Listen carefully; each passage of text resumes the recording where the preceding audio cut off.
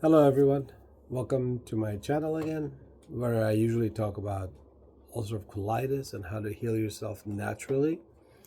My name is Sunny. I've been doing these videos for about a year and a half. My background is in nutrition. I'm a nutritionist. Uh, but not just that, through my life, I've been into health and fitness, um, uh, worked out, trained, athletics, trained other people. I was a personal trainer for many years, and I decided to learn biology and nutrition because that's where what I enjoyed and I loved, and I wanted to expand my own knowledge. And through the years, I realized that as I expand my knowledge, I want to share it and give it back to people because I like helping people in my life, and not to make money or not for these channels or whatever people do it for. Uh, I just want to make sure my life has meaning before I go. And if I can help 1, 200,000 people, whatever I can help, uh, that's all I care about. So this video is about junk food and healthy eating. I'm gonna try to keep it simple, but I'm gonna talk about different areas and different people that can help guide you. Most importantly, what I want you to remember is that even though I'm a nutritionist, that's my area of specialty. Nutrition, even being a doctor or anything in that field, uh, it's not 100% science. It's a evolving science. As through the years, things have evolved. Everything is based on research, experience, what we see as people do certain things, what kind of results they get. There's a lot going on in this world that changes, and every 20, 30 years, there's something new. If you remember history, back in the day, nutrition was just, fruits, vegetables, you ate normal foods. It used to be very organic. It was meats, fats, fruits, veggies, and some kind of floury bread or something, pasta. But everything was in portions. It was not crazy amounts. People sat for lunch, dinner, breakfast, but there was no tons of snacking going on. Food was just food, and it was simple. 30 years that changed. So if you look at the early 1900s, 1910, 20, 30s, uh, scientists started looking into foods to try to be healthier.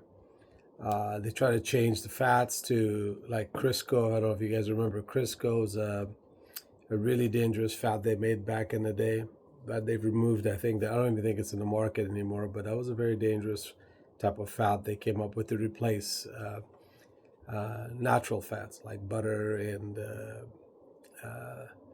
saturated fats from meats, where those were never a problem.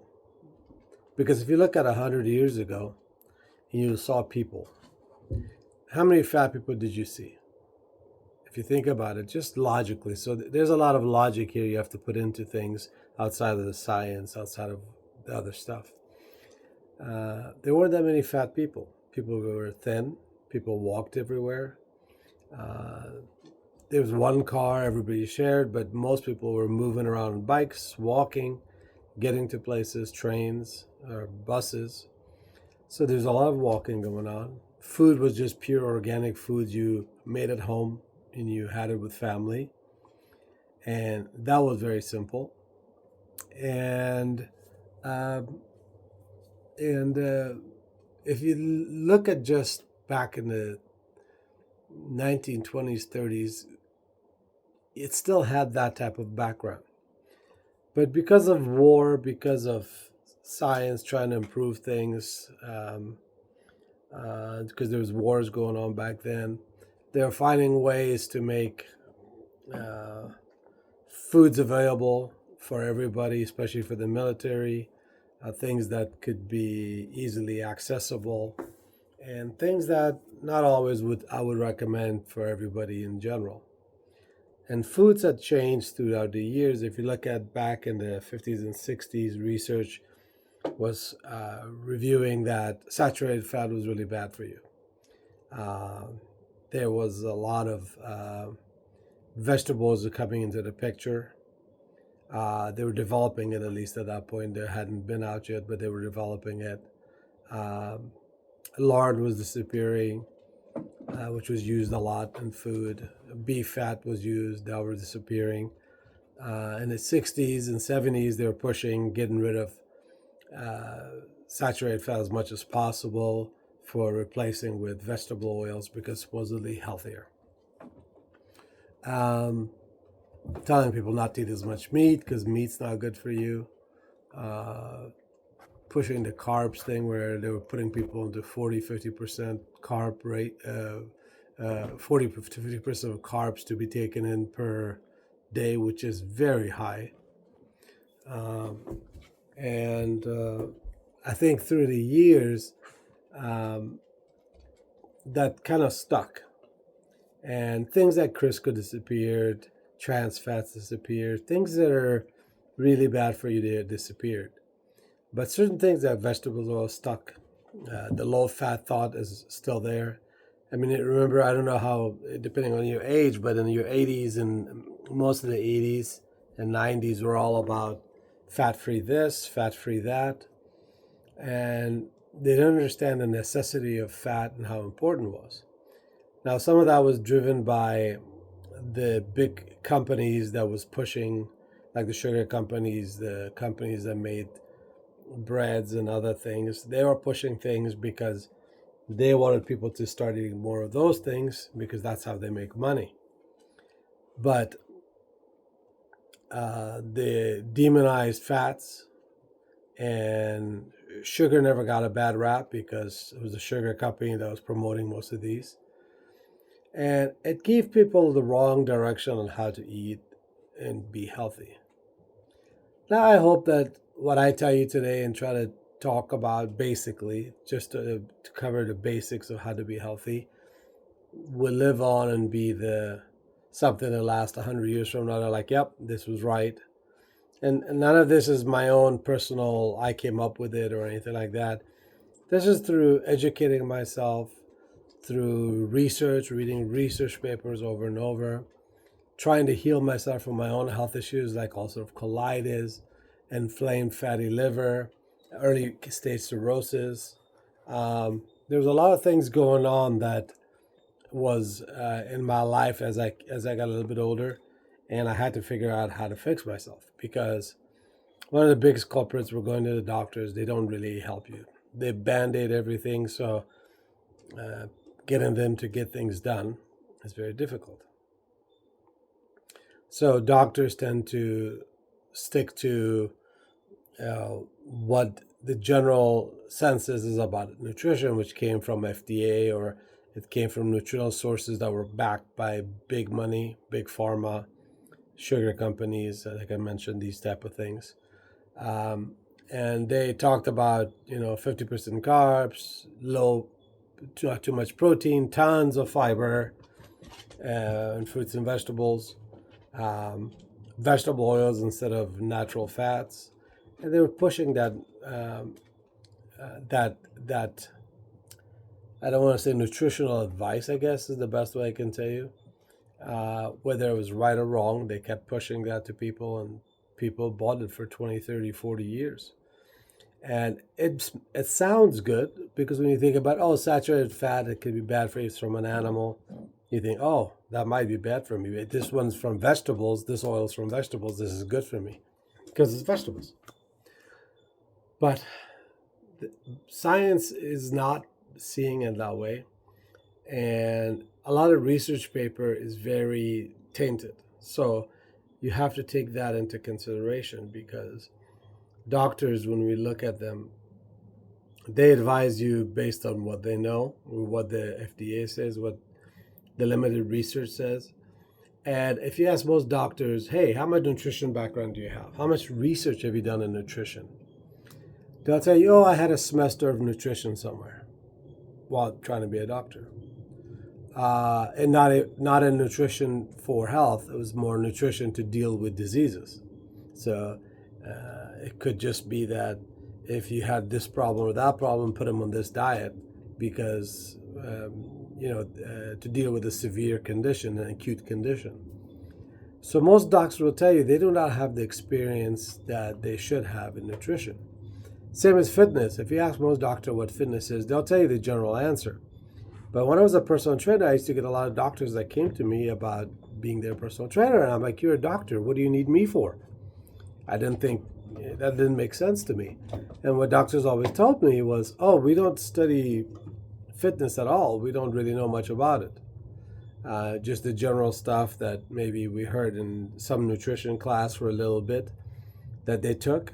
But they're not specializing in fitness. They don't do that. That's not the area. Even if you go to a specialist, they specialize in a very specific problem. Or, like if you go to a doctor that handles wrist injuries, bone injuries, muscle injuries, they specialize in the injury.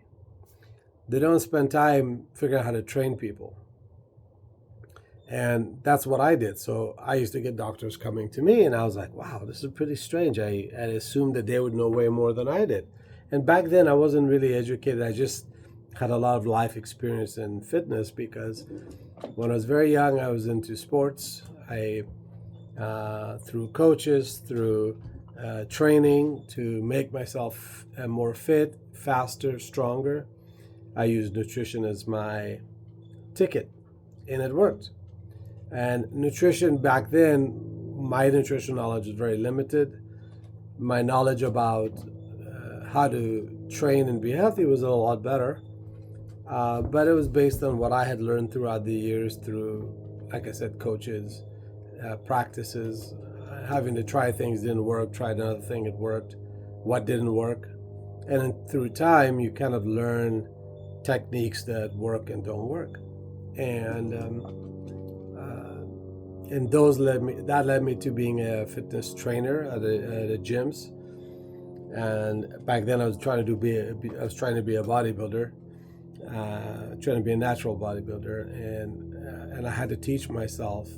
I had to read tons and tons of books about weightlifting, technique, things like that to improve my knowledge for myself, to make myself stronger and better, but also my clients as time went by.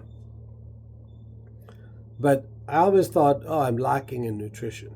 And I did not know enough about nutrition. What I thought I knew about nutrition was based on the past experiences I had.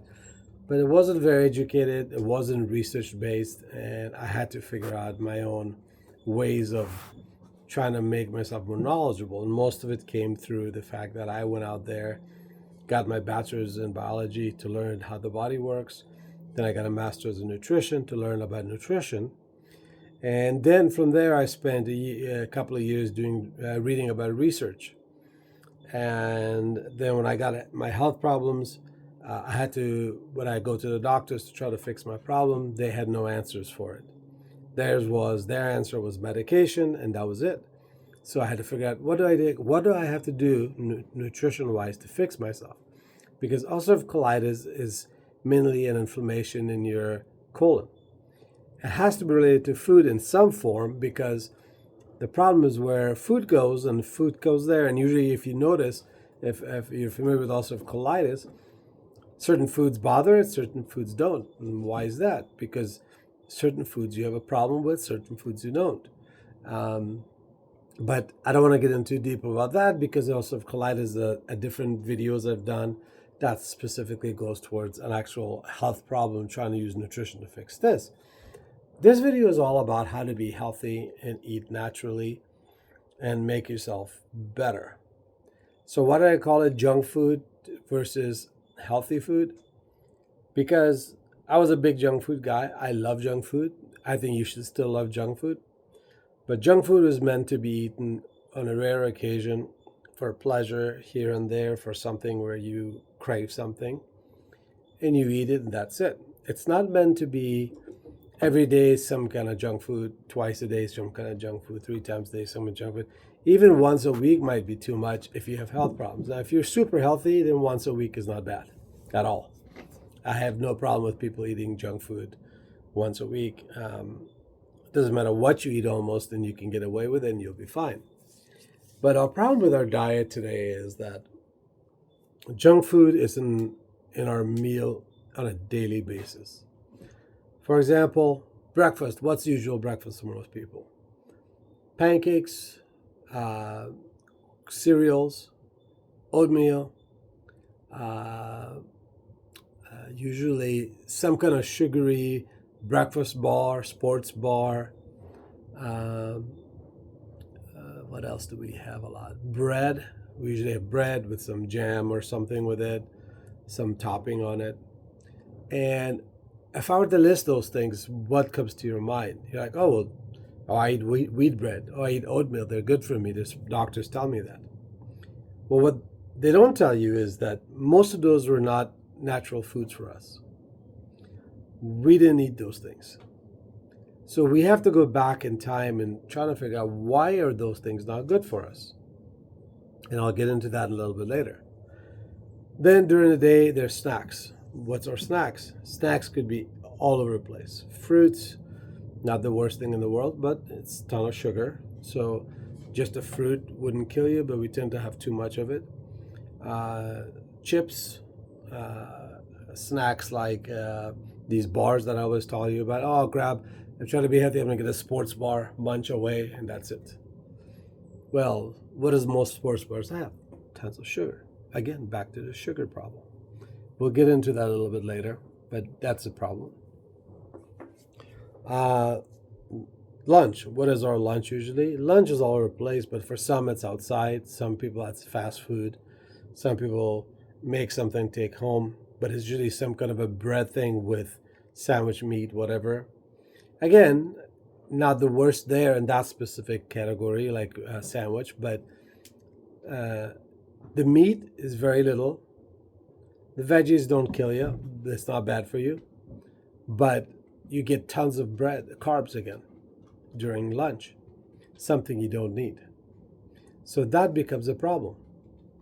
Then most people are having snacks, coffee, sugary drinks, juices, anything like that, again, chips, whatever, to get by through the day, because that helps them get through the day. And that becomes a problem. Sorry, my dog is running around. I think he wants to go inside. I'm going to pause the video and I'll be right back. Sorry, pause the video there because the dog is running around. I think he was trying to get inside the house, and it's kind of starting to get sunny. He doesn't like the sun. So what are we talking about here just now? He made me lose my train of thought. So dinner. Let's get to dinner. What do we have for dinner? Dinners are usually, gosh, that's hard to say. If you're going out with dinners, you're going to restaurants. If you're eating at home, it's not like back in the day where 95% of the population stayed at home and ate together. Those days have kind of fallen apart. More and more people are not eating at home. They're definitely not eating together as a family. And most of the foods are, if it's not cooked, it's chicken nuggets, it's fried chicken, it's something in a box or in a bag or in a something. And I don't mean everybody does that, but in general, people do that because the family structure kind of fell apart in the 70s, 80s, and that slowly started moving towards everybody eating whenever they want to eat. It was never as a family thing. Whether you see it as good or bad is a separate issue, but it used to be a mom was home. He made breakfast, or she made breakfast for everybody 100 years ago. Breakfast like eggs and bacon. There's some bread there, some kind of juice and milk. Not the worst breakfast. Uh, Lunch, mom made again. Either it was taken home to work or school, but mom made it. It used to be some kind of fruit, some kind of meat thing, whatever it was that they put in. Sandwiches were a big popular thing. Again, not the worst, though bread was a lot, but that's okay. It was doable. And then dinner again was at home with the family, and the mom cooked something generally healthy. Lots of some kind of meat dish, some vegetables there. There's always a dessert. No, not a big problem. small portion. Um, and that was the general meal. There was no snacks in between. There was no the usual, I need this, I need to eat that, I need to put something in my mouth all the time. It was a very different style of eating back then. But again, today, that's not the case. Because if you look at most people, forget breakfast, lunch, and dinner, that's not always the healthiest anymore. It's usually carb and sugar based, a small amount of protein. Most people are trying to eat fat free, low fat because they think that's healthy, because that's what they've been told. Fruits and vegetables, that seems to still be around. People do eat it. Though there's a good portion of the people that still eat more junky food than fruits and vegetables. And then the actual meals, of course, are falling apart because the family structure. So there's big problems I have there with the food structure. So my thought is, I think of it in this way. And this is not something that I made up. This is something I heard from a doctor. There's a Dr. Ken Berry. He wrote a book and he's got a YouTube channel. He's kind of a carnivore keto guy. He does those type of diets. And he came up with a great phrase, the proper human diet. Okay? And his idea was he looks at how the humans ate at a separate time in life. So they look at humans and what they ate, say, 50,000 years ago, 100,000 years ago, 500,000 years ago. And if you look back in history, sugary items weren't very available. So there's not a lot of sugar. Sugar was built later on in life. Breads came around, I think, around 15,000 years ago. Breads, things like that. Rice, breads, and I don't know the exact dates because I didn't track it. I should have looked the exact dates, but they've been around 10, 15, 20,000 years the most. I don't think it's been around past that. But if you go to 50,000 years ago, 100,000 years ago, 200,000 years ago, what did humans eat? And that becomes the key. Because nutrition isn't about what tastes good and what we want, because that's why today's typical American diet we have, or the junk food we eat, or the processed food we eat, it's designed to be delicious. And boy, is it delicious. Trust me, I know. I spent many years of my life eating that stuff, but mostly because I was very fit. I was working out. And you can get away, and I was young. I was in my teens, 20s, even in my 30s. You can get away with a lot in those years, and it doesn't become a problem. But then it's like they say, oh, well, rice has arsenic in it. There's some studies have shown that there's arsenic in rice. I think it was arsenic, they said. But the quantities are so small that it doesn't harm you. But let's just say you eat that arsenic 3 times a day, every day, and it accumulates. Now, what's arsenic to humans? They're poison. So if you eat enough of it and not long enough, it will kill you. Now, that's an extreme case, and I'm giving you an extreme example. But it applies to everything we do. Desserts once a week, not so bad. Maybe even twice a week. It's not going to kill you. But a dessert-like food pretty much every day will. And what's dessert-like food? Chips, cakes, cookies, these yogurts that have sugar in it, sugary yogurt drinks, things that you would not even think that they're bad for you.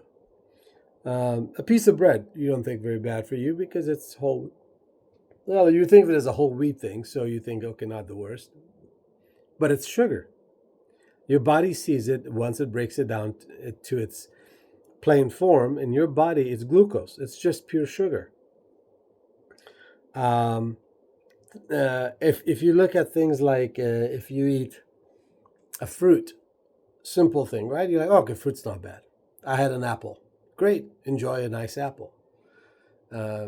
Preferably a green apple would be better, and maybe a half an apple even better.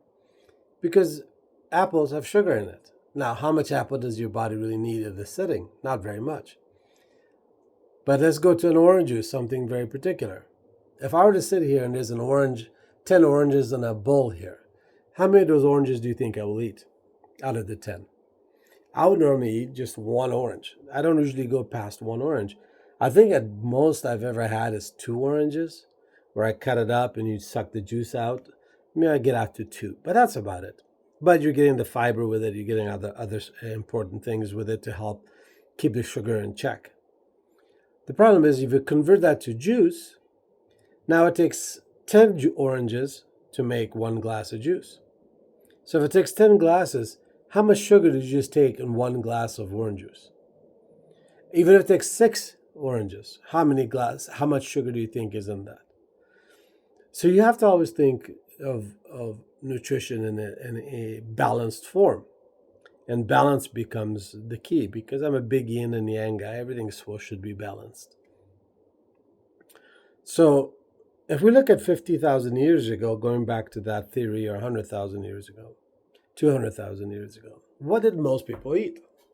Well, back then, there's no stores, there's no factories, there's no, I'm hungry, I'm going to go to McDonald's, You had to go out there, find your animal, kill it, bring it back, skin it, clean it, prep it, and cook it. Now, just that alone can consume either an entire day, half a day, and a ton of energy to get this thing ready. If you had maybe a fruit or a vegetable or some honey, it wasn't like you drove to the grocery store, picked it up, brought it home, and sat down and lathered on bread and ate it. What you had to do was, while you're out there hunting for some gathering, I call it hunting, but gathering fruits and vegetables, you had to go to places where that was available. You'd pick a couple of them and bring them home. That consumed energy. And you brought it home, and usually you just ate it as it was, and that was it. And like today, somewhat, we only ate so much of it. The difference being, back then they were all natural, non-GMO. It hadn't been touched by humans. It had been processed to be sweeter. And I'll give you a good example. An apple today is not an apple 50,000 years ago. Apples are bred to be sweeter. Using GMO methods, they're made to be sweeter, more tastier, so you'd buy more and eat more. A banana, if you looked at a real banana, there's still some around in the say South America, in the jungles. If you get a banana, they're like that big. Inside is full of seeds, and nowhere as sweet as bananas today. Today's banana is like I eat a banana when I crave sweets, because that's how I satisfy my sweet tooth, because I have a bad sweet tooth. But I'll eat a banana because I know that the sugar in banana helps to satiate that crazy sugar high. But the beauty of the fruit is that, at least in the fruit, it's not a table sugar that goes straight to the bloodstream. The fiber helps to control how much sugar gets released and goes into your bloodstream. And for someone who's naturally healthy, or maybe just overweight, or just needs to lose weight, or they're obese, things like that, you can get away with that. Now, people with health problems, it's very different. So if you have, in my case, ulcerative colitis, or if you have someone who's diabetic, those are different kind of things. You avoid the banana because the banana's got too much sugar for you. But in a general sense of trying to be healthy, you'd want to try to eat a fruit over a spoonful of sugar that's in a cake or inside a what do you call it? A sports bar, or whatever you think is going to be nutritious. Okay. So back then, food was at its basic core. Fruits, the few vegetables that were around, people didn't eat very many vegetables back then. And there were not that many fruits, because fruits were seasonal, right? So what you had in summer, you would never find the rest of the year, unless you took some home and maybe it lasted a couple of weeks. And meat came in sparse. It's not like you hunt and every day you went there, you killed something and brought back. Sometimes you killed, sometimes you didn't. But meat would come in, they would eat meat, they would eat the fat, they would eat the liver, they would eat the heart, they would eat all the parts. But what they didn't do was remove the fat. They cooked with the fat and ate the fat. They ate the skin. If you got a chicken, you ate the skin. Okay? Usually got to the bone, took off the cartilage off of that thing. You're eating all the parts that were important that normally today most people don't go to the bone of a chicken, but I usually take off, even like, on a chicken leg, on the ends, there's these cartilage pieces that are there. I actually bite into those, get those off the bone and eat them, because the cartilage provides very important benefits that you would not consider. But that was the difference between today and back then. So if you think of nutrition, what's nutrition? Is it a grocery store where you can have everything you want at any time, anywhere, and it's there today? Or is it what you can go hunt and find and eat and gather? Now, I'm not saying that, hey, guys, give up everything, go and hunt and chase animals and kill it and bring it back and grow everything yourself. That's not reality. If you can do it, God bless you.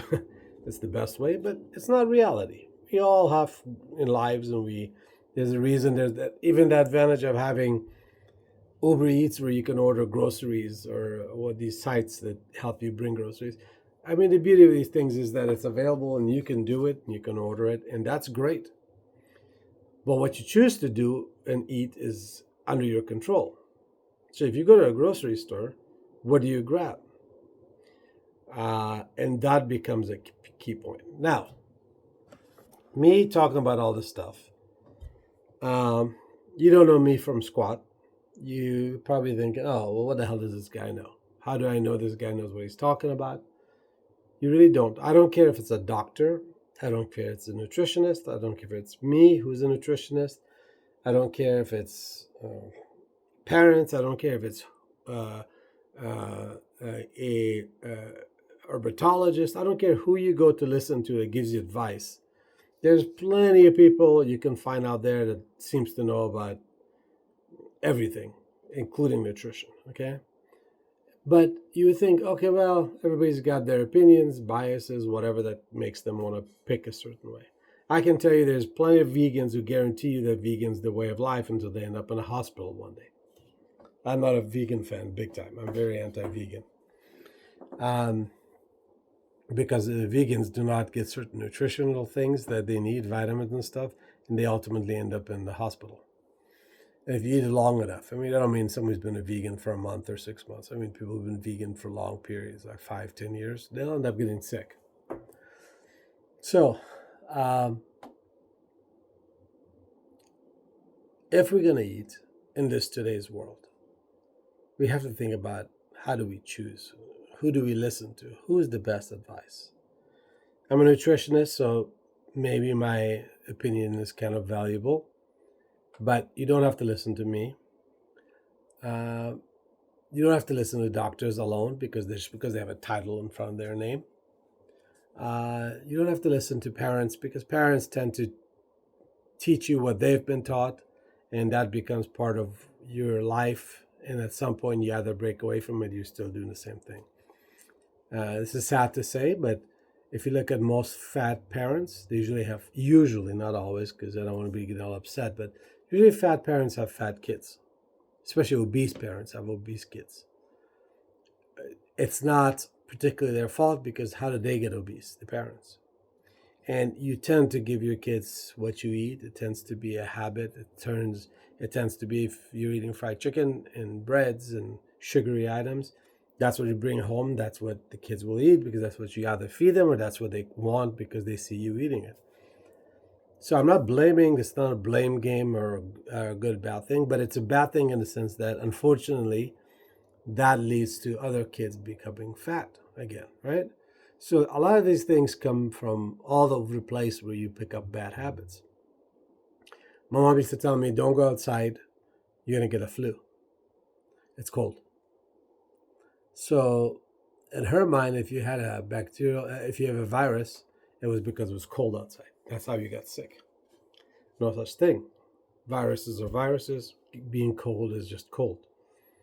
You can get like the sniffles and the runny nose, and you can get a little sick from being out in the cold too long. That where you got soaked in water or you've been in the cold too long. Yeah, sure, that can give you that flu symptoms like a small cold, but that's your body going through what it had to deal with being out there in the cold. That doesn't mean it's a viral infection or a bacterial infection.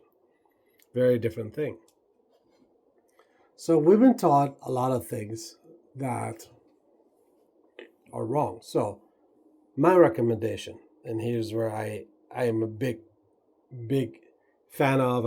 I push this to people, and I tell you that whatever information I give you, whatever information I share from other places, whatever your doctor tells you, whatever anybody else tells you, whatever there is, go do some research and learn. Okay? Now you can either just listen to me and say, okay, this guy seems to know what he's talking about. I'm going to try his way. Maybe it'll help, maybe it won't. Or you can go and say, you know what, my doctor, I believe my doctor, that's the answer. That's fine too. If you think that's what it is, that's fine too. It's going to be wrong, but if that's what you think, that's fine. But if whatever goes into your mouth and you want to be healthy and you want to, I don't care about living long. I mean, I'm not a person that am I going to live to 100. I don't care if I make it to 20, 40, 60, 80, or 100. What I want to know is during that time, how do I live? The quality of life I have. Do I want to be healthy or not? Okay. Do I want to make it so that I can do everything I want to do that I enjoy while I'm doing it? And I'll give you a simple example. If you're always aching, joints are hurting, you have diabetes, high blood pressure, eczema, all kinds of health issues, right? Which are all related to food. And we're not getting into that because that gets to be another subject and complicated, because this is about nutrition and being healthy. Tell me how comfortable you are when you are diabetic and going out traveling the world and trying to eat, where you have to worry about, oh, I can't eat this, I can't eat that, I have to have insulin in my hand. This is too bad for me, this is too bad for me. Tell me how much walking and sightseeing you're going to do when your joints are hurting, you're too obese to walk, you're too much in pain to walk, to explore. All of these become where I say it's the quality of life. That's where I care about for everybody, to have a quality of life that you have while you're here. I don't care how fast you live your life, how hard you live your life, whether you want to live to your 50 or 100, just make it good. That's my thinking. Okay. Now, I have a lot of doctors that now I can. I'm going to avoid sending you to research sites to go read research. I want you to do it on yourself. There are research that you can easily Google. Okay, there's a lot of research in science that you can Google. And if you understand how to read research papers, because in research papers you have to keep an eye on who wrote it, what their specialty was, how many people were tested. It was a double-blind test where you have to look at who controlled the food. Are they basing it on what people just said I ate, or was it a group of people locked up in a room and tested? Food was provided. Were they sneaking off to do what they were going to do? Are the scientists biased? Were they able to control where the doctors didn't know who got what, and the patients didn't know what they were eating, but it was blind, and then once they got the results, then they separated it and gave it scores, right? There's a lot of things that go into it to make sure science is right. And I give you a simple example. They say that meat causes damages your heart, causes artery blockage, and you can die from it, heart attacks, things like that. But most research that looks at those, what they're doing is they're giving the normal person a higher amount of meat. What they don't take into consideration is that they might be smokers, they might be drinkers, they might not be fitness people, they don't work out. And their food intake isn't just meat with fruits and vegetables. It's the hamburgers, the pizzas, the Normal stuff, they just tell them to eat more of the meats, more of this or that. And that's not how it works. So research has to be very specific. Because if I feed somebody hamburgers all day, I just take a hamburger. Instead of one patty, I put 3 patties. You're like, oh, there we go. We tripled the meat, and it's the beef that got them sick. No. What the problem is you're putting fat with carbohydrates together, and you're overloading the system because you're not supposed to be eating those 2 items together. So was it the beef that killed them, or was it the sugar and the fat that was in the saturated fat combined that caused the problem? And with that problem, person would have had a problem if he didn't eat the bread, just the meat and the fat. That becomes a separate thing. So you have to keep that in mind when you look at nutritional research. So there's a place called PubMed, which is a website that you can go into, research it, but simply in Google, just type in research papers on whatever subject you want, and then Google will dish out all these research papers that are out there. You review it, you look into it. My question with that is, if you do not know how to read those things and you don't have a certain level of educational background, you're going to struggle understanding it, and you're not going to know all the ways that stuff could be tainted. Okay? But I still say, if you want to do that, research it, read about it. There's a lot of resources out there, Healthline, PubMed, what else is there? I can't think of all the other ones. There's sources that are pretty good, but another way to do it is usually if you look at AI reviews a lot of stuff and then gives you a breakdown. Now, AI is very iffy because sometimes AI bases on what research out there. So if the research is wrong, it's going to give you the wrong answer. So that becomes a little hazy too. Another thing is you can buy books that have research, and books that talk about nutrition and things like that. And you can get some good information there. Not the best, but good information. But you have to be good at deciphering the nutritional information. The another way is you could even YouTube. YouTube has some doctors that talk about nutrition. There's hundreds of doctors. When I started this and I started looking at YouTube people, and I did this because I was trying to find people who had dealt with ulcerative colitis and how they cured themselves. And then I found specific doctors who did Western medicine, doctors that did normal medicine. And then at some point they realized what they were teaching people was wrong, and they decided to go and learn more, research, and find out why is things not working, and they found a better way. Some are scientists, some are doctors, and some of them are going to be people who are going to, like I said, they're a guide. You could listen to them, write down notes, go research it, go look at research papers, go read books, even ask your own doctor if you want. I guarantee you they're not going to agree with it because they're in that world of, what they've been taught is what they know, and that's it. There's a type of doctor called functional doctors, functional medicine doctor. That would be a good resource you could look into, because functional medicine doctors deal with the body as a whole, not as diabetes here, blood pressure here, arthritis here. They don't separate. And then what they do is they take all those, narrow it down to what could be the cause and how nutrition applies to that to fix the problem. So functional medicine doctors tend to be pretty good for this. Okay, so you could look into that. Now, I'm going to give you a list of some doctors to look at that talk about nutrition. Some of them are carnivores, kind of keto doctors. Some of them are scientists that talk about it. Some doctors review other doctors that specialize in obesity, diabetes. These are doctors who, why I appreciate them is because these were doctors who left the mainstream. They went out there, they learned, they experimented, they researched, they studied, and said, you know what? I was wrong. I did the wrong thing. I taught the wrong things, and I had to go find out what worked and what doesn't, and then I changed how I did things. And I'm going to give you a list of them, and I'll give you kind of an idea of who they are and what they talked about. So let me put my glasses on. There's just a lot of doctors here, so I can read them off to you. And you can look them up. Most of them, I think all of them are on YouTube. You can look them up, and you don't have to go take them verbatim. You could go there, like I said, research for yourself, find out, educate yourself. Okay, don't just follow me or anybody else blindly.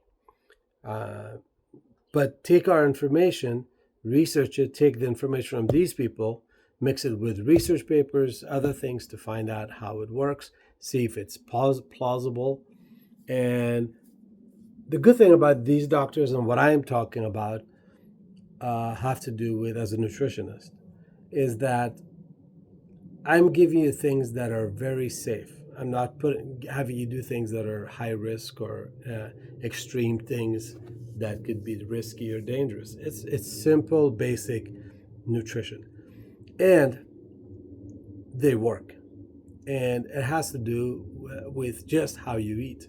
Okay, so here are some people to look into. So first, there's a Dr. Ken Berry, Berry. He is a family doctor who, he in his videos will automatically tell you, hey, I was wrong. I taught this for years and I was wrong. And he had health problems. He fixed himself. He helped others. And he talks about the carnivore diet, the keto diet, and he deals with things to help him heal himself. But he discusses it in more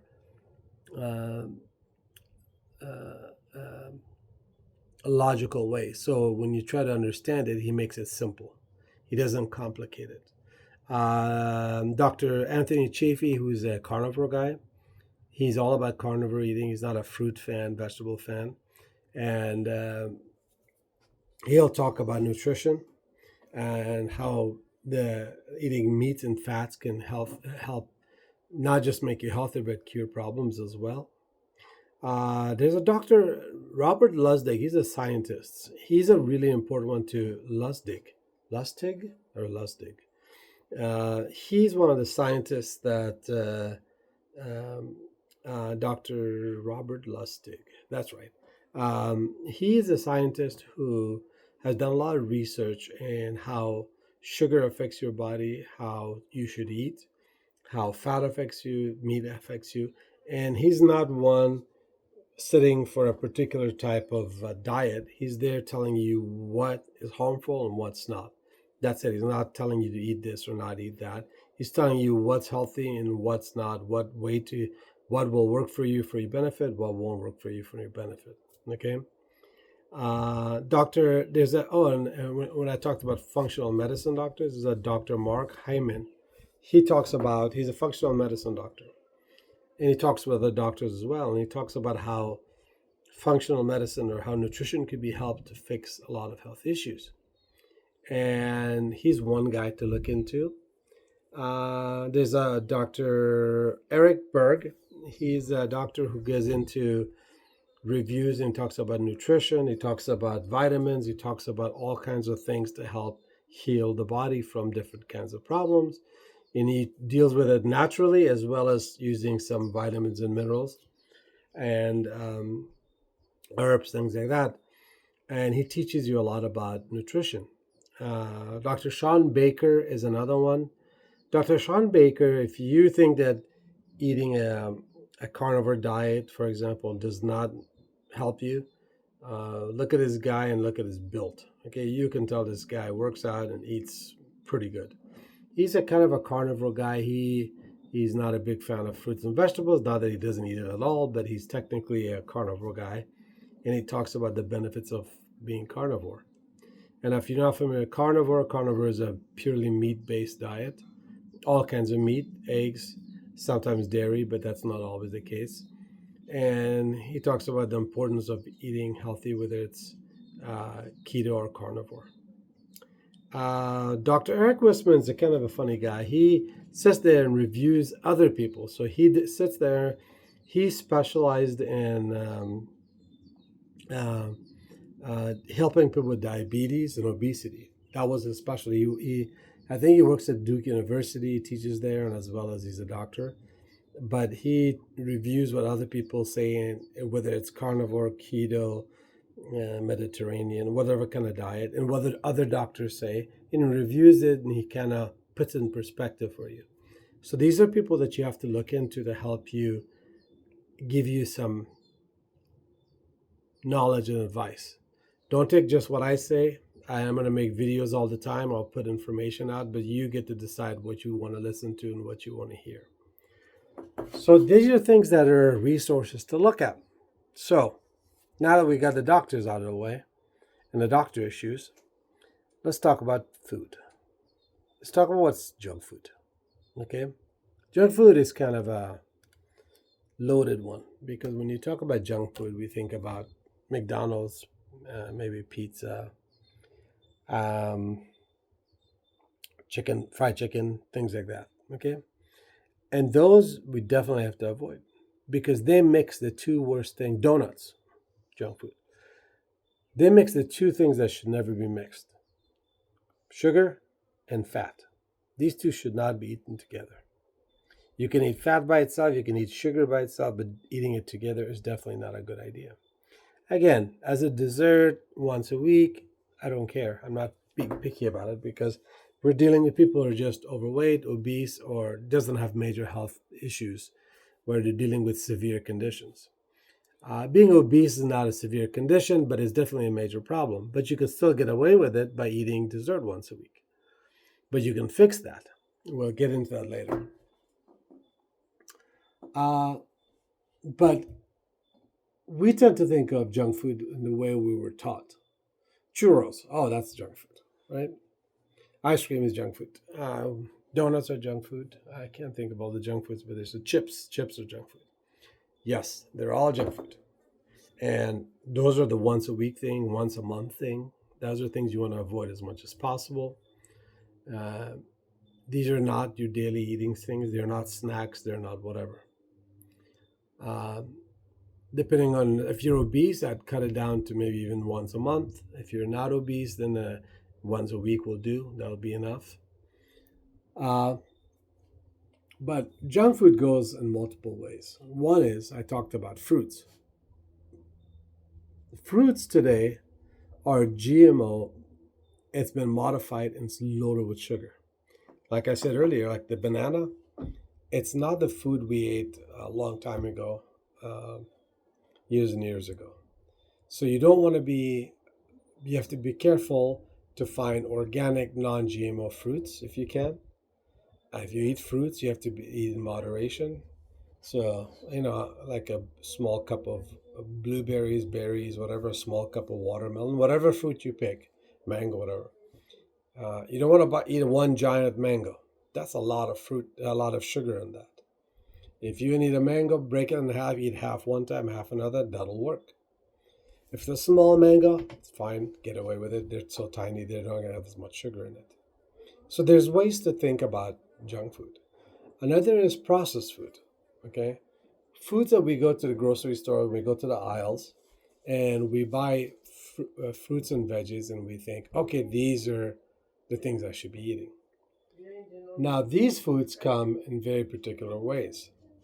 And the easiest way to tell whether they tend to be processed is if they come in boxes and bags, like chips, whether it comes cooked foods in the frozen aisle, whether it comes in bottles that have stuff in it. And how do you know? Flip it around, read the ingredients. I guarantee you half of it you can't pronounce. That's how you know that this is a processed food. You want to avoid processed food as much as possible, because going back to 50,000 years ago, was there anything that was processed? No. There was fruits, vegetables, and meats. That's it. Maybe honey, maybe nuts. Those are the things, and that's when they can find it. Those are more rare. So today you buy a honey and you think you're getting honey, but if you don't read the ingredients, if it's not raw honey, it's probably corn syrup mixed in. Even they say research, some tests have shown that 70 to 80% of most honey is corn syrup mixed in, because it's sweeter, it's cheaper. They mix it with honey, and it's terrible for you. So that even that can be problematic. So Junk food goes all over the place. You buy a chicken dinner, beef dinner at a grocery store, frozen, put in the fridge, and in a microwave. You think that's healthy because it says a healthy choice or whatever. If you were to read that, that thing's got probably 1,200 calories in it, 1,300 calories, 2,000 calories. And if you read the ingredients list, not only does it have tons of carbs, but it usually tends to have a lot of chemicals in it. So that is not a healthy choice. Um, uh, Everything that has to do with packages, boxes, containers, be careful. I would avoid those like the plague. Okay. When you're eating junk food, it's your junk day a week or whenever you once a month you're having it. I don't care what you eat. Eat whatever you want. But on your normal daily health foods, those are the things you want to avoid. Fast food. Now, restaurants, that's a catchy one. Most people go to restaurants and order a salad or a healthy meal. They think, oh, I'm eating healthy. Problem with those guys is that most of their foods, it's full of calories. So there's salads out there that are like 1,500 calories a salad, because what they put on it tends to bank up the calories. Fried chicken that's got breading that's fried. It's got the bad oils mixed into it. You can get a meal. There's a world of difference between a hamburger made at home and you eat that versus a hamburger made at a restaurant. Because not only the calorie level, the breads are full of chemicals. The sauces they put is just tons and tons of sugar and calories. Um, Vegetables definitely are not organic, so you're not going to get organic vegetables in there. Um, and the meat could be good quality, bad quality, might be definitely not grass fed or anything like that. I'm not saying to do that. If you can afford it, great. If you can't, that's fine. But it's not always going to be the best choice. Forget the cleanliness and all that. It's a separate issue. And what do you usually get with burgers and other stuff? We get fries and a Coke. So you have to make sure you avoid those things. So there's a lot of room for you to damage and make mistakes and go the wrong way. So you have to be very wary of those things. So these junk foods are things that are considered, on a Friday night, I'm out with my friends. I got a date. We're going to go to a hamburger joint, eat some fries, eat some burger, have a Coke. I don't care. You can have it. But that better be the only one for the week. The rest should be home cooked foods prepared. Um, if you're going to go out to eat, let's just say you go to, this is a terrible example, but let's just say you're out for work and you're in the middle of nowhere and you can't get meat. You need something to eat. Make sure you go get a steak, but without anything on it. Make sure you get a burger that's just meat, but throw away the buns, the sauce, everything else. Maybe put some avocado or bacon on it. But even get rid of the bread. Just eat it as a lettuce wrap or something. Um, the idea is to try to eat as healthy as you can by eating what we ate 50,000 years ago, which is fruits, vegetables, and meats. Okay? I'm going to emphasize this a lot because these are the things that if you want to be healthy, this is the answer.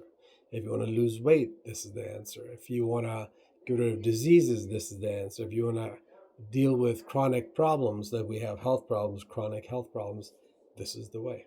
Okay? Now, if you have a slice of, let's say you're out at work and you go get a sandwich, and you get a half a sandwich with full of meat, a double of the meat, you eat a half sandwich full of vegetables, I could live with that. We're not trying to completely cut everything away and you have to have zero carbs. Now, zero carbs is the best way, but that's kind of the extreme, and I don't want anybody having to suffer and try to live life that way because it's not the easiest thing to do for the average person. The next thing we have to look into is if we're not going to eat that, what do we want to eat? Okay, so if we think about what to eat, we've covered the three basic foods. Meats, and that includes eggs. Meats, doesn't matter what meat. Doesn't matter how much fat it's got.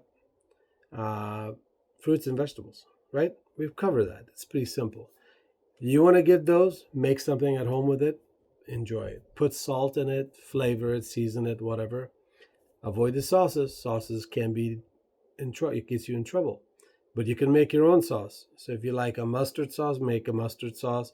Or even if you buy it from a grocery store, go to like a Sprouts, a health food store.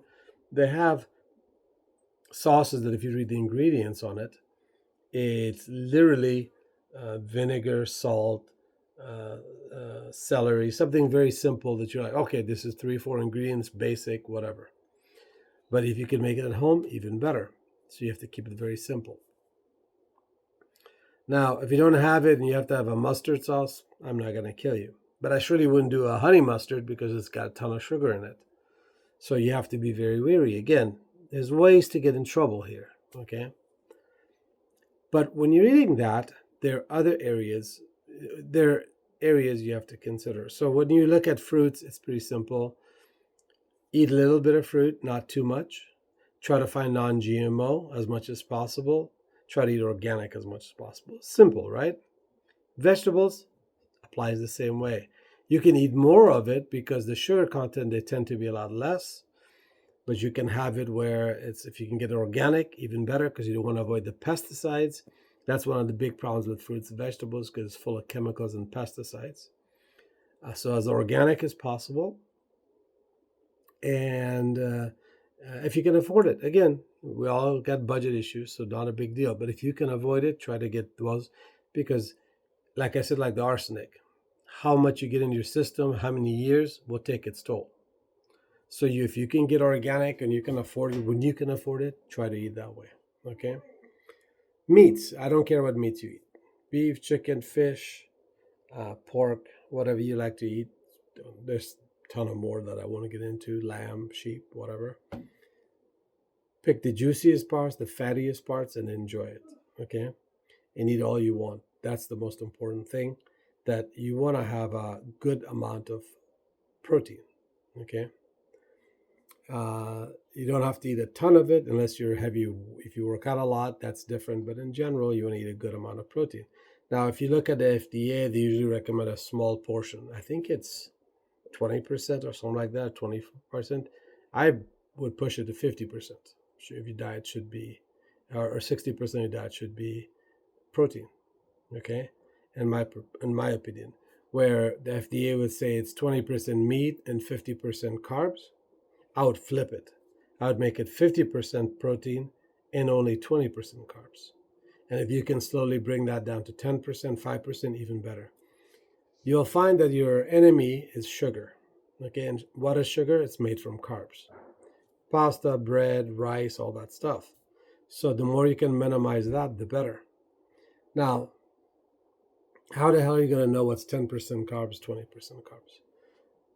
The easiest way, and this is what I found, is you eat 3 meals a day, or 2, whichever you do, but most people do 3.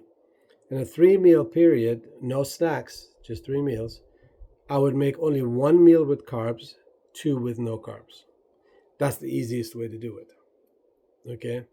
Because if you try to sit there and try to calculate, am I at 10%, am I at 15%, 20%, you're going to struggle. Because it's very hard to count calories and stuff, and your goal is to make life easy. I want to eat, I want to enjoy myself, make cooking easy, I don't want to make it difficult. So the easiest thing is 1 meal carb, 2 meals without, okay? And if that's too tough, make 2 meals with carbs, 1 meal with no carbs. And if you make 2 meals with carbs, make sure it's very small amount of carbs. Not like a whole thing of rice and not 2 slices of bread. Try to cut down to 1 slice. So there's ways to shrink it and make it more. If the bowl of pasta is a small amount, like this much, I mean, there's ways to get around to make it so you can do that. But if you're trying to improve your health overall and eat nutritionally, you want to minimize the carbs as much as possible. You want to increase your proteins, then have fruits and vegetables with it as organic as possible. Okay? This is the ticket to getting the results. You will lose weight, you will fix health problems, and this doesn't even include exercise. This is just doing that alone. Let's just say you sat and didn't work out. Just shift to less than 10% carbs, eat tons of meat, fruits, and veggies, and watch your body and tell me if you don't lose sizes around your waist. Give it 2 months and try it, and you tell me if it doesn't work, okay? and you're still eating junk food once a week, like you're enjoying a burger or French fries or a cheesecake or whatever you get. Enjoy ice cream. Now that's the one thing. Now there's some other parts to this that have to be we've discussed. Because a lot of people are going to ask me, "Hey, what about this? What about that?" One is fats. This is the big part that I didn't talk about. Why fats? So if you look at fat, we and our thought thinking is eating like 50,000 years ago. We want to eat like we did 50,000 years ago. What did we eat 50,000 years ago? Lard, fat from animals, and that's it. We didn't have extra virgin olive oil. We didn't have vegetable oil.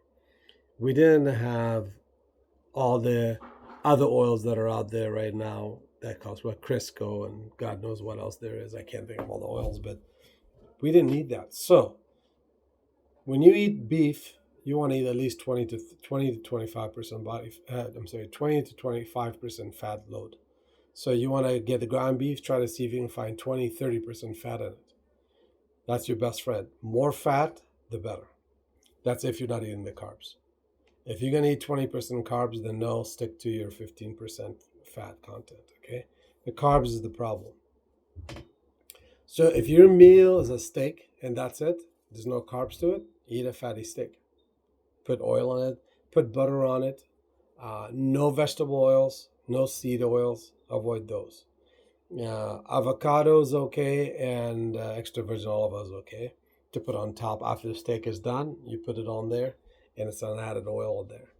But if you're gonna have breads with it, some kind of bread source like pasta, rice, whatever, you don't want to add any oil. Just eat the steak as it is. You want to get that carbs down to your goal is to be under 10%, but you want to definitely be 20% or less when you're starting because you have to cut the carbs down. And the easiest way to cut those carbs down is the sugars. Then you go to the carbs. Okay, the carbs, the sugars are the hardest ones because that's where most of the carbs come from. So you want to eat fats like lard, if that's what you used to eat or you're familiar with lard. It's pig fat. You want to eat tallow, which is beef fat. You want to eat butter, which is, of course, dairy fat. And ghee, which is another fat from butter. It's just more, it is more condensed to get rid of any milk byproducts if people have milk issues, so that it's just pure fat from that.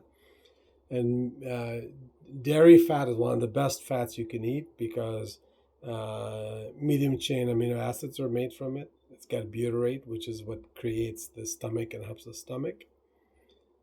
So you want to stick to that as much as possible. And what else, Pat? What would you go to eat? Oh, coconut oil. Coconut oil is not a bad fat. That's a good oil fat to have.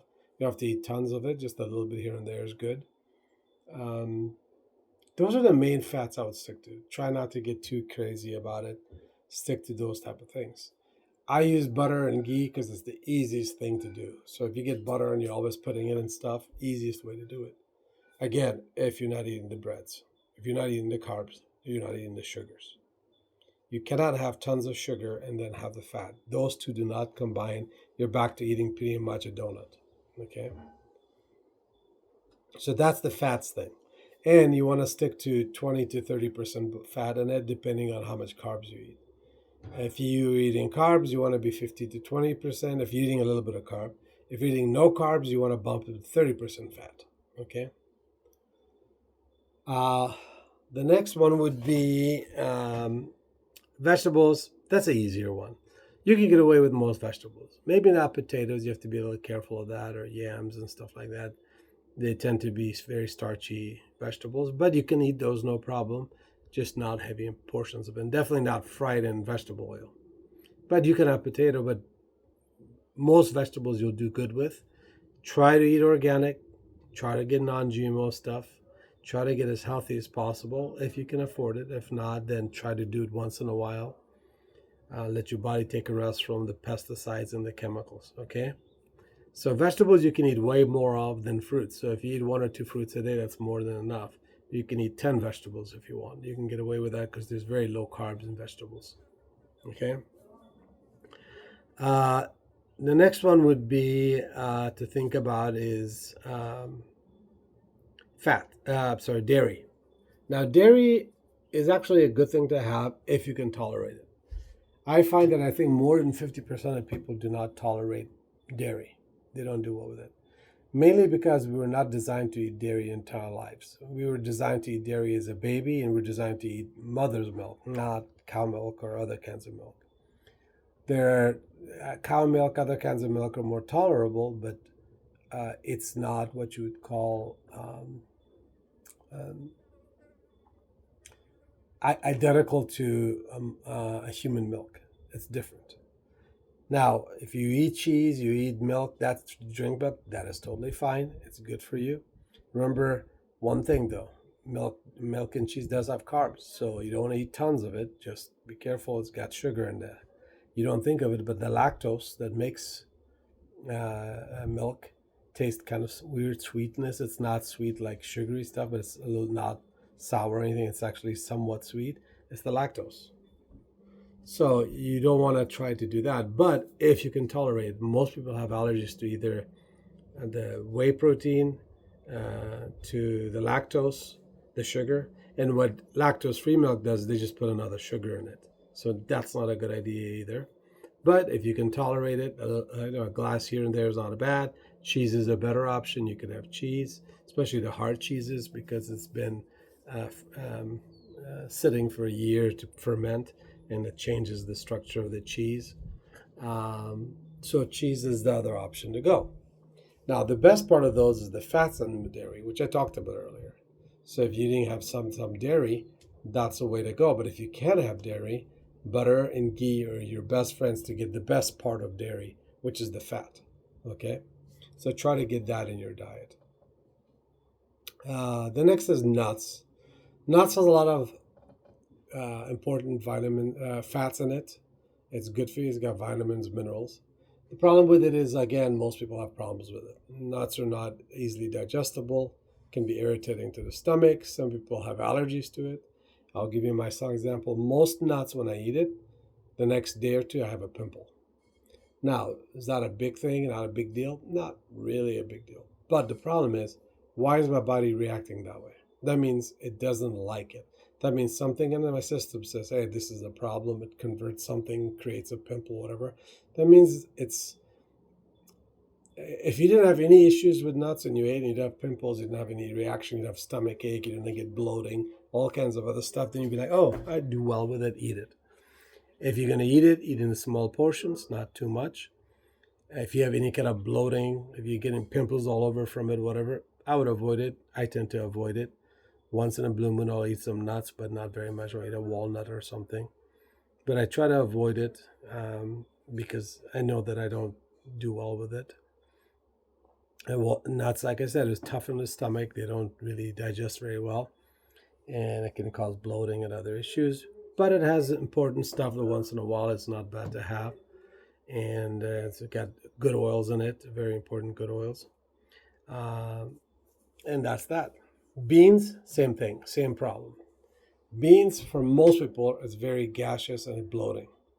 That in itself is a problem because it's discomforting, okay? Beans also have carbs. That's another problem. It's a lot of carbs in it. People think it's all protein. No, it's got a lot of carbs in it too.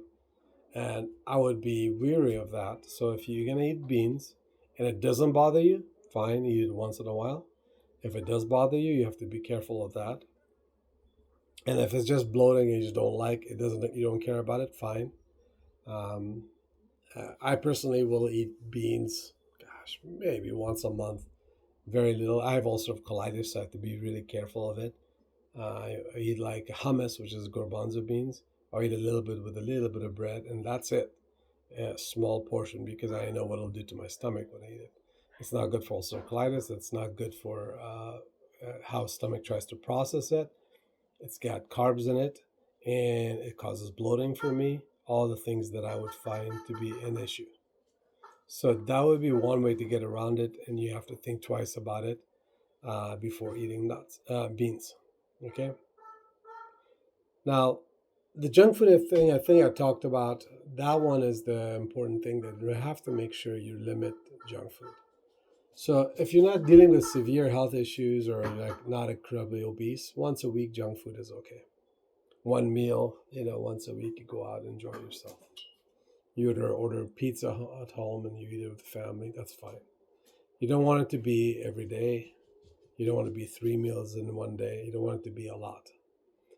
If you are obese, I would cut it down to maybe once every 2 to 3 weeks. You want to cut it down more because it is one of the problems with these foods is very addicting. And if once you get the flavor for something, it's very hard to break that habit. It's like coffee. Once you start drinking it and you're a coffee person, you get hooked on it. It's very hard to stop. Not everybody has the mental strength to quit it, and it's very hard to quit.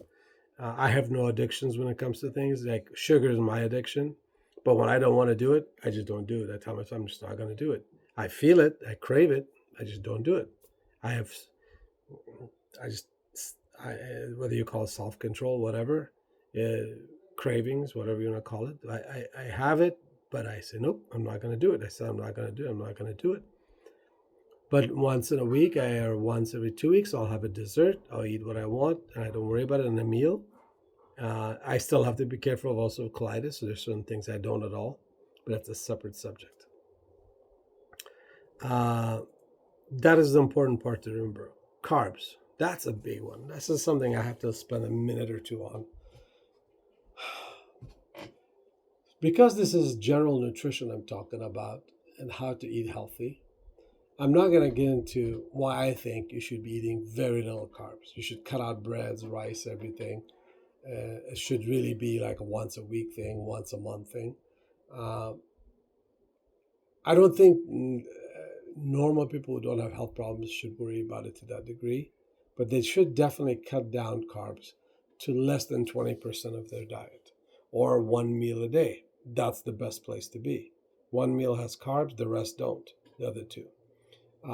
If you calculate by percentage, 20% or less, preferably 10 or less, preferably 5 or less. I mean, the lower you can get it, the better. Carbs is not our friend, and this is why. There's two reasons to it. One, before 15, 20,000 years ago, we didn't have a lot of carb sources. Our carb sources were fruits and veggies. That's where you get your carbs from. Honey sometimes, or maple syrup. Well, I don't even know if there was maple syrup back then because they didn't know how to get maple syrup out. But honey would be the thing they can get hands on once in a while and then get into a beehive and steal some. But it was very rare. And the only sugar source you got was from fruits. Not a big deal because it's got the fiber. You're not eating it all the time. It's not that much available. It's only seasonal. So there's a lot of benefits to fruit. It's got antioxidants. It's got vitamins and minerals. Those are all really good things to have. Science has not proven the importance of some of these things, but they haven't disproved it. It's kind of in that gray area that it may help, it may not. So might as well eat it to be safe. But you do not want to be in a place where it's all the time. Now, carbs is a different thing. Carbs like pasta, rice, breads. I don't know what other carbs there is. I think there's the main carbs I could think of. Carbs is a different issue.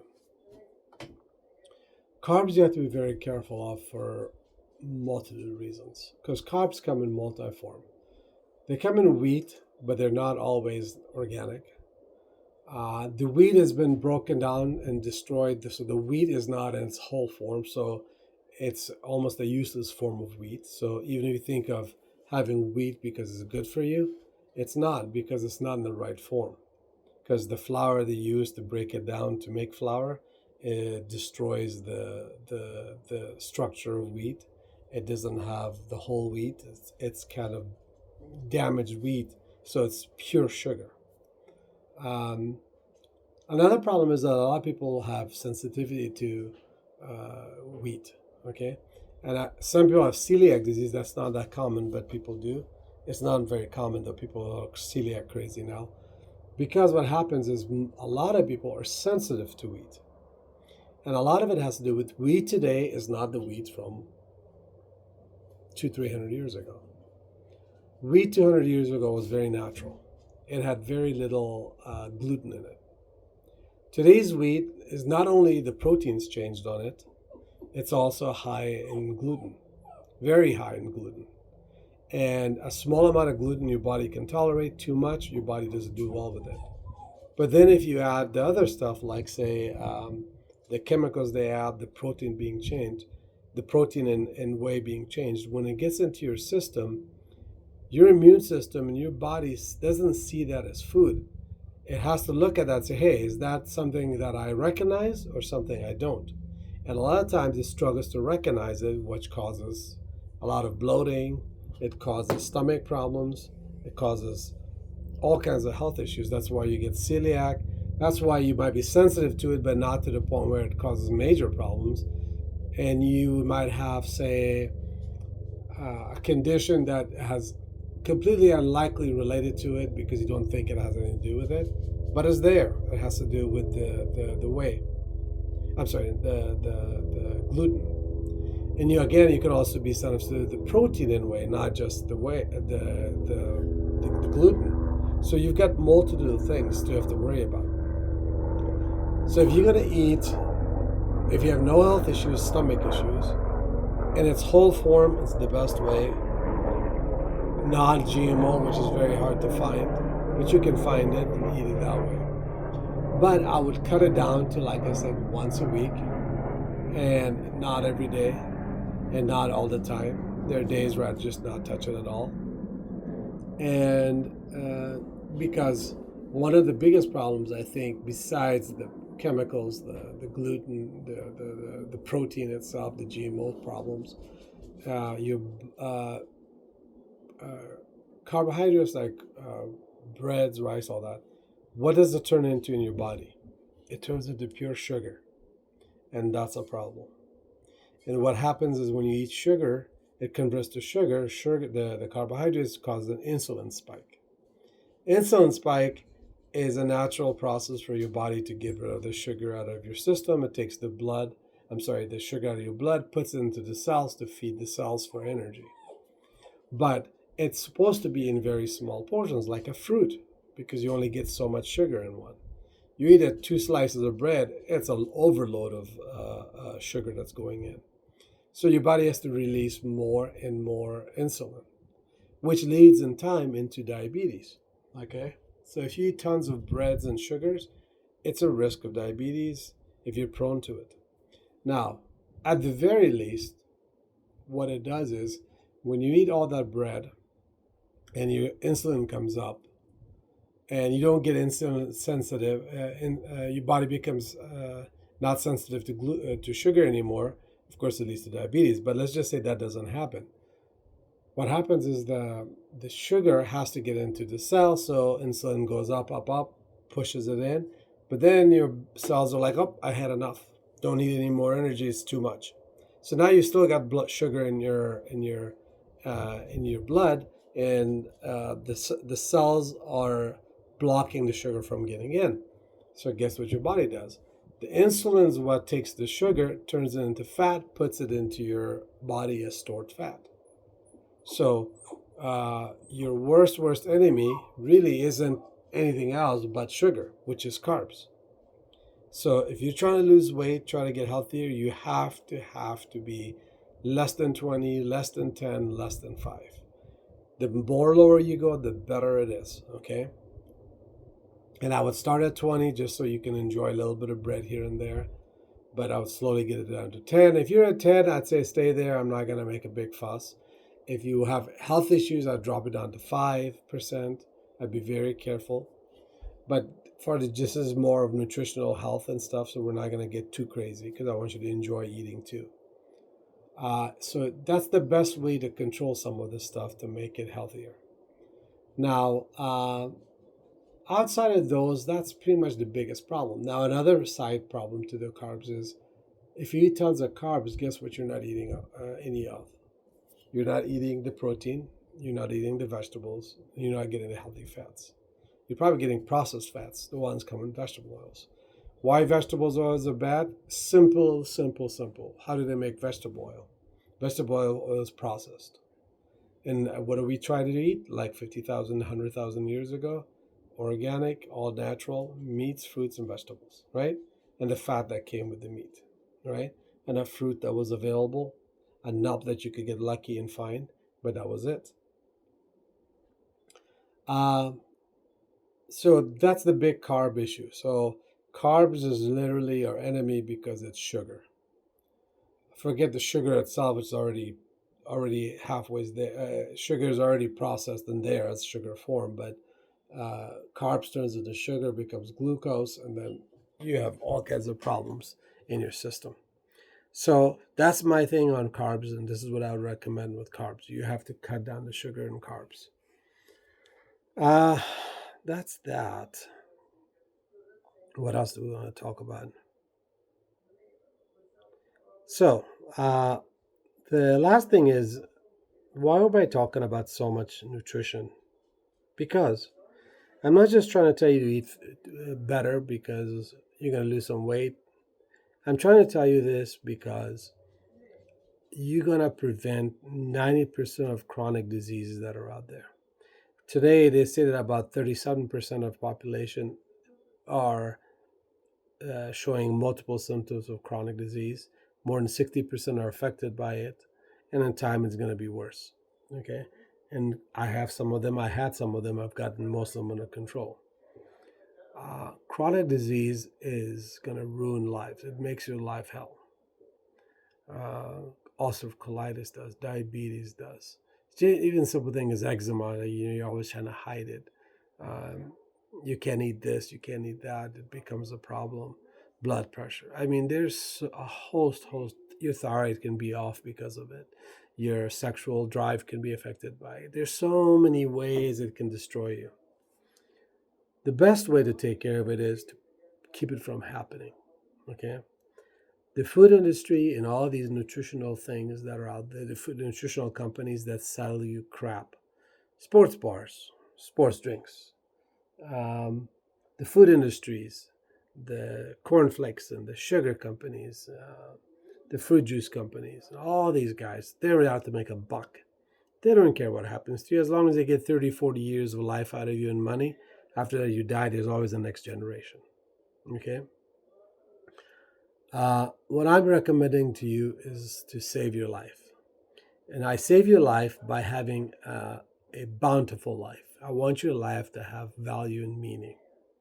And I want your life to be, if you, like I said, at 50 years to 100 years, I don't care how long you live it healthy. Today, we're full of cancers, diabetes, all kinds of things. This kind of diet will minimize all those risks. Okay. And more than likely, if you eat this way, you're going to avoid most of those. Okay. And I'm still giving you some room for your junk food, which I'm not a good shape in because of my ulcerative colitis. I barely can have desserts and stuff. But you can as long as you take care of yourself. So for people who are obese, who are going through crazy nutritional diets, crazy nutritional whatever they put you through, no. Don't go eat a particular diet. Eat a proper human diet.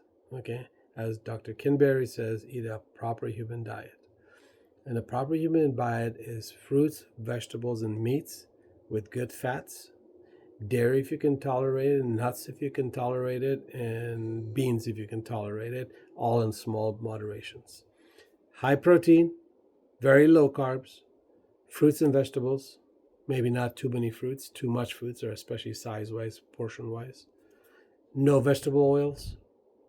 Eat natural fats like butter, ghee, beef fat, bacon fat, things like that. And outside of that, some walking is great. Go out there and walk. You don't have to be an extreme exercise person. Unless you are one, that's okay. That's even better. Pick up the weights here and there. Do physical labor that can help you get you a little bit more fit. Be active. You don't have to push yourself. This isn't the Biggest Loser, like that stupid TV show that hurt a lot of people.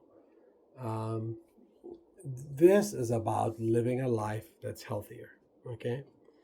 And this is coming from the guy who loves junk food and was a big fan of it. And trust me, there's days where I'm like, oh my God, do I want it? And when I do, I'll go buy a bag of chips and I buy one that is made with The ingredients on it is what's the potato chip I buy? The particular one, Canyon Country, I think it's called. It has potato, sea salt, and avocado oil. That's the three ingredients. And once a month, I go and buy a box. I put some. What I put next to it is some avocado, some onions, and put some balsamic vinegar. Mix it up, and I eat it with that because the fats will help to control how much of the carbs get in. It's not deep fried in bad oils, and it's probably like a snack for me from my when I'm craving something I shouldn't crave, and I'll have it. But I try to do it as healthy as possible, and I don't eat it every day. It's not once a week either. It's maybe once a month I do that. So this is the answer to nutrition. This is the answer to health. This is not me putting people through extreme tortures to get them to do certain things. Even nutrition wise, I'm not saying don't eat this, don't eat that, be a vegan, just eat meat, just eat that. That's not what I'm saying. There's a time and a place for those things, but this is not it. This is a nutrition and healthy eating and trying to make yourself better. And soon I'm going to be putting a book out that's going to relate to this, and it'll be very similar to this. And I'll be talking about this. You'll see and when the book comes out. It's going to be probably I'm not sure I'm going to make a hard copy of it, but I'm definitely going to have it on Amazon. I'm going to make it super cheap, like $1.99, $2.99, because I'm not trying to make money. I just have to pay whoever I got to pay to make this happen. I think Amazon charges. I'm not sure how they get paid, but I assume it's coming from that money. But I'm making these things to help people be healthier, save lives. And millions of people die for no reason around the world because nobody tells them these things. The doctors aren't telling them. No one's educating them. And I'm hoping that this stuff will help you just at least live a better life for the time you have. As you can see, this advice is not complicated. I'm not trying to make it hard. I'm trying not to tell you not to eat certain things at all. I'm even giving you a junk food day to go enjoy a junk food meal. So there's room for you to enjoy some things. But you want to make sure that 85% of your diet is 85% is fruits, vegetables, and meats. 85%. Okay? 5% is junk, and 10% is for the in-betweens that you can't have. That maybe or maybe you can't, like dairy, beans, nuts. Okay? So you've got some room there as well. I hope this helps. I think I've covered the majority of what I need to cover, all the important things. I think this should be enough to get things going. Today is, I think, August 22nd, 2025, if I'm correct. I think it's August 22nd. I've got about 15, 20 videos where I've talked about ulcerative colitis, how to heal yourself naturally. There's some in there, there's some nutritional advice as well. But those videos are probably more for extreme conditions like ulcerative colitis and Crohn's. You can extrapolate important information, but you don't have to live that lifestyle. Those are for people with actual conditions. This is for the general public to be healthy, live a good life. If you have questions, you want to talk about things, if you don't know, if you're not sure about something, feel free to reach out to me at lazaruslost@gmail.com. L is in Larry, A is in Apple, Z is in Zebra, A is in Apple, R is in Robert, U is in Under, S is in Sam, then the word lost, LOST, all together, at gmail.com, lazaruslost@gmail.com. Feel free to reach out. I'm a very easy person to talk to, ask questions, give me advice, share information. Especially if you listen to this and try it and notice a difference, feel free to comment directly to me. I don't really read the comments on these things because I'm not online media person. This is the way I think I can give back to the world, so this is out there. And whatever I tell you, please review, please study, research, look at the doctors I gave you, find other doctors, read more, educate yourself. and hopefully we can make ourselves reverse our course and go back to a healthy lifestyle like we did back in the day. Thank you very much. Good luck and have a great day. Bye bye.